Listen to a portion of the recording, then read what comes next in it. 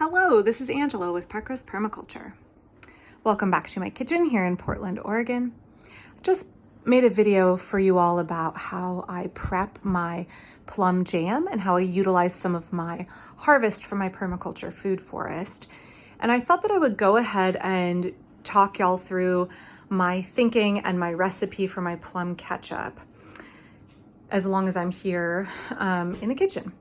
So if you check out my last video, you'll know that I don't actually make jam and jelly and ketchup and fruit butter and applesauce in the summer. I take the harvest from my garden. This is just the last little bit of my Stanley plums. I take that and I prep everything and I freeze it so that I can cook these things on a cold day. And you can check out my other video for some of my thinking about why I do that, some of my reasoning for why I do that process. So plum ketchup. You can make ketchup out of all kinds of things. I think plum ketchup is really, really tasty. And because I have a large harvest of plums, it is a great way to use them up. So how do I make my plum ketchup? First of all, this recipe will be in the description for everybody, and feel free and tweak it however you want.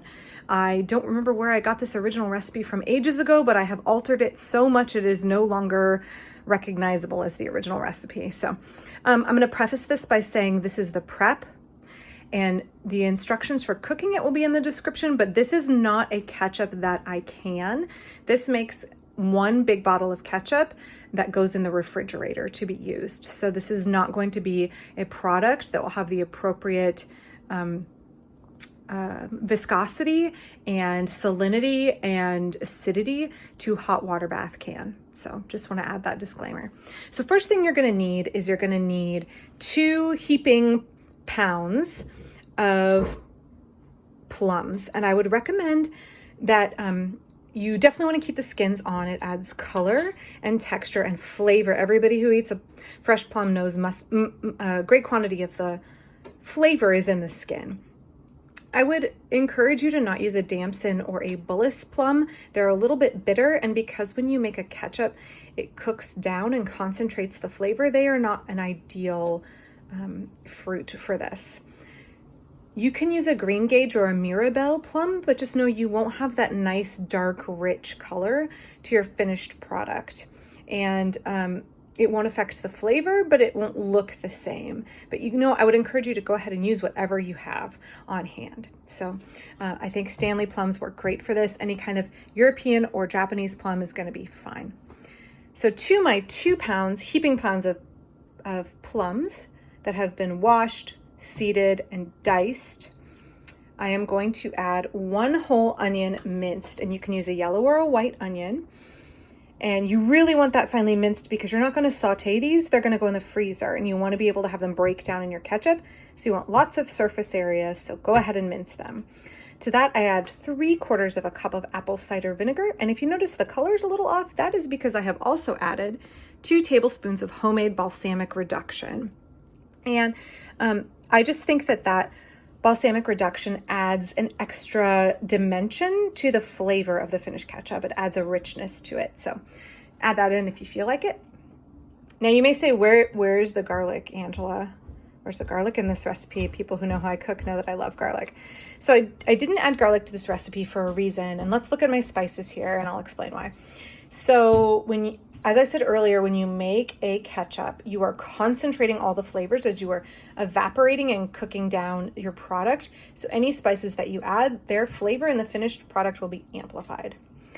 The reason that I'm not adding garlic today, and you are welcome to add a clove of garlic, is because I am using up what I have in my pantry, and I am using 3/4 of a teaspoon of super garlicky fine ground mustard. And because of that, I don't want to add extra garlic. If I was using a plain mustard, I would go ahead and throw a clove of garlic in. Now, you want to use a really smooth mustard. Please don't use a coarse ground mustard for this, or you'll have mustard seeds in your finished product. If you don't have prepped mustard, you can use mustard powder as well. To that, I am adding 2 pieces of candied ginger that I have minced. If you don't have candied ginger, I'm using it because that's what I have on hand. You can use 3/4 of a teaspoon of grated fresh ginger or a scant 1/2 teaspoon of dried ginger. I'm adding 1/4 teaspoon allspice, 1 scant 1/8 teaspoon clove. Please don't overdo it on your clove. Any recipe that you cook down and concentrate the flavor, the clove is just gonna pop really big in that recipe. So you wanna go gentle on the cloves. I have a 1/4 teaspoon ground black pepper. I actually have mixed finely ground and mignonette pepper here. I have a 1/2 teaspoon of Ceylon cinnamon. If you use cassia cinnamon, you want to cut it back a tiny bit because that has a stronger flavor. Ceylon is a little bit more delicate. I have 1/2 teaspoon of pink Himalayan salt. And if you know me in real life or you have watched my channel very much, you will know that I am a sucker for salts. I collect them. I have my little mineral cabinet here. I have my spice cabinet on the other side of the kitchen, and this is where I keep my salts. If you want to use something besides pink Himalayan salt, you can use any kind of kosher salt, finely ground or coarse. If you want to use a smoked salt, you can see I have a collection of smoked salts. I would encourage you to back off and use no more than 50% of your salt quantity as a smoked salt, because again, cooking it down, concentrating the flavor. So I'm going to take these ingredients, plus I'm going to take 10 tablespoons of brown sugar, 7 tablespoons of white sugar, and a 1/2 cup of water. And I'm going to add it all to my Ziploc bag. And you can see I made notes on it. Don't listen to this. It really takes more like 60 minutes to an hour and a half to cook down. I find that 50 minutes is just not thick enough for my liking, but I know I need to really start watching it at this 50-minute mark when I'm cooking it down because I don't want it to burn. I don't want it to scorch. So I have my ingredients listed here just so I double check. I know this is everything that's in this bag. You can tell I have reused this Ziploc bag many times. It is well loved. I don't enjoy using plastic, so if I'm going to use it, it is not going to be a single-use item. It will be used until it is completely worn out. Unfortunately, Portland no longer recycles plastic film. I used to be able to recycle this, so more and more I'm trying to just completely reduce my usage of plastic since it's no longer recyclable. So that's my prep for my plum ketchup. Mix 1 large jar, and then I will have nice tasty ketchup for our needs in the winter. I think it goes really, really well on a meatloaf. It goes great in everything, but I just think it pairs really nicely with a 1/2 pork, 1/2 beef meatloaf. So if you have any questions, please feel free and leave them in the comments section. If you have ways that you really like to use up your plum harvest, please let me know.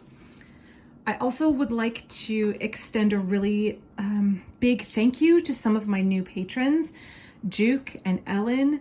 Thank you so much for sponsoring me. Like, I'm just floored that anybody would patronize my channel. I'm really glad that folks value, get something out of these videos and hopefully learn something about permaculture.